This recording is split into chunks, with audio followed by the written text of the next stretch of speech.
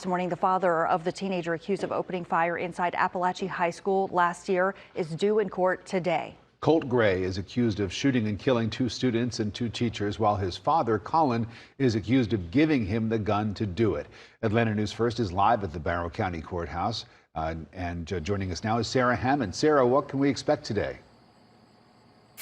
Well, we know this is a motions hearing for Colin Gray ahead of his trial scheduled for September, which is a year after that deadly shooting at Apalachee High School here in Barrow County. Now, Gray will not have to face a Barrow County jury. Instead, Judge Nicholas Prim ruled the jurors will come from Hall County, but the actual trial will be held here in Barrow County.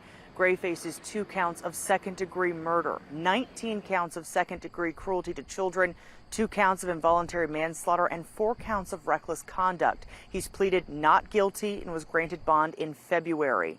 Now, Gray is facing the stiffest charges ever leveled against the parent of a juvenile charged in such a deadly attack.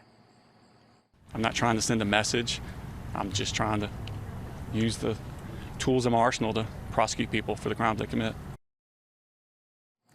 Now, both father and son are due back in court here on the 27th, when school leaders are supposed to provide a timeline for the events the day of the shooting. Now, Colin Gray's hearing this morning is scheduled for 9 a.m. Live at the Barrow County Courthouse, Sarah Hammond for Atlanta News.